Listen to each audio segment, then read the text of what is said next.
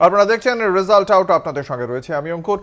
আজ যে ফলাফল ঘোষণা এবং সেই ফলাফল ঘোষণায় মহারাষ্ট্র এবং ঝাড়খণ্ড বিধানসভার পাশাপাশি আমাদের রাজ্যের 6টি বিধানসভা কেন্দ্রের উপনির্বাচনের ফলাফল ঘোষণা হচ্ছে সকাল থেকে। এছাড়াও প্রায় 46টি বিধানসভা এবং 2টি লোকসভা কেন্দ্রের উপনির্বাচনেরও ফলাফল ঘোষণা সকাল থেকেই আমরা দেখতে পাচ্ছি। 6টি আসন, আমাদের রাজ্যের যে 6টি আসনে উপনির্বাচনের ফলাফল ঘোষণা, 6টি আসনেই এগিয়ে রয়েছে তৃণমূল কংগ্রেস এবং 6-6 কার্যত সময়ের অপেক্ষা বলেই মনে করা হচ্ছে। অন্যদিকে মহারাষ্ট্র বিধানসভায় বিভিন্ন যে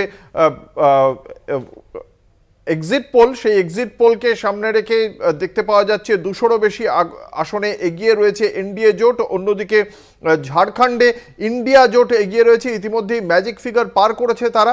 আমাদের রাজ্যের ফলাফল এবং জাতীয় রাজনীতির প্রেক্ষাপটে আজকের ফলাফলের গুরুত্ব এবং তার বিশ্লেষণ করা হবে আমাদের আজকের এই রেজাল্ট আউটের মঞ্চ থেকে। এবং সেখানে আমার সঙ্গে রয়েছেন বিশিষ্ট অতিথিরা, দর্শকদের সঙ্গে তাঁদের পরিচয় করিয়ে দেব। আমাদের সঙ্গে রয়েছেন তৃণমূল কংগ্রেসের পক্ষ থেকে মৃত্যুঞ্জয় পাল, এবং আমাদের সঙ্গে রয়েছেন রাজ্য বিজেপির মুখপাত্র স্নেহায়ন সরকার। আপনাদের দুজনকেই কলকাতা টিভির পক্ষ থেকে স্বাগত জানাই। আমরা এই বিশ্লেষণে তো থাকবোই, কিন্তু সবার আগে এই মুহূর্তে চলে যাব বাঁকুড়ার তালডাংরায় রয়েছেন আমাদের প্রতিনিধি তন্ময় চৌধুরী। সরাসরি চলে যাব তালডাংরায়। তালডাংরায় কি সর্বশেষ কি আপডেট পাওয়া যাচ্ছে তন্ময়?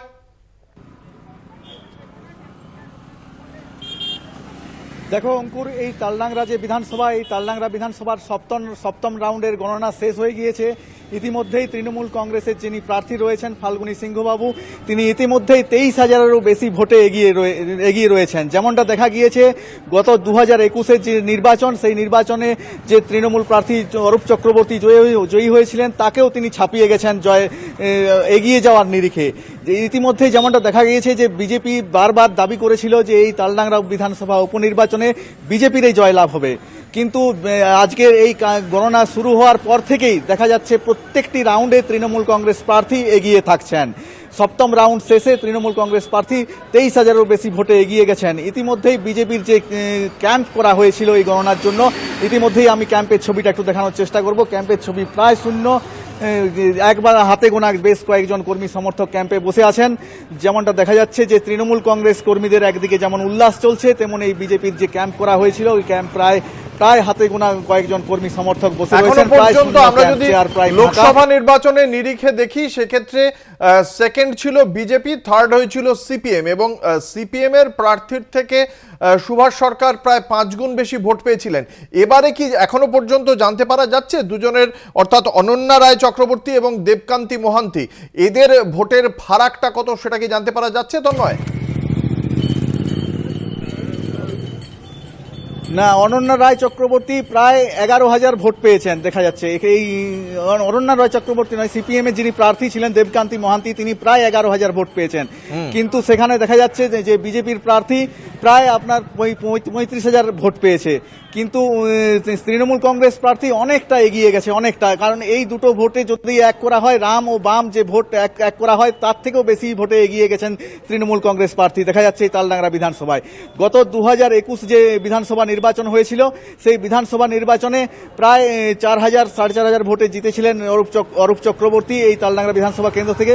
তাকে প্রচুর ছাপিয়ে গিয়ে প্রায় 23,000 ভোটে ইতিমধ্যে এগিয়ে গিয়েছেন এই তালডাংরা বিধানসভা কেন্দ্রের প্রার্থী ফাল্গুনী সিংহবাবু উপনির্বাচনে।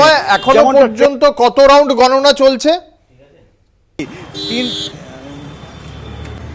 এখন সপ্তম রাউন্ড গণনা শেষ হয়েছে। এখন 11 রাউন্ডের গণনা হওয়ার কথা, মানে এখনো 4 রাউন্ড গণনা বাকি আছে। তৃণমূল কংগ্রেস কি ইতিমধ্যেই জয়ের বিষয়ে আত্মবিশ্বাসী?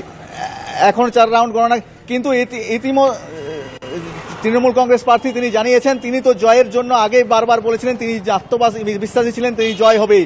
কেবলমাত্র তিনি ভোটে লড়ছেন শুধুমাত্র এই জয়ের মার্জিন বাড়ানোর জন্য। সেই মার্জিন ইতিমধ্যেই যেটা লক্ষ্য করা যাচ্ছে যে সপ্তম রাউন্ড শেষে 23,000-এর বেশি ভোটে এগিয়েছেন। মার্জিন তিনি জানাচ্ছেন। পরিস্থিতির উপর নজর রাখো। আমাদের সঙ্গে ছিলেন আমাদের প্রতিনিধি তন্ময় চৌধুরী। ধন্যবাদ তন্ময়।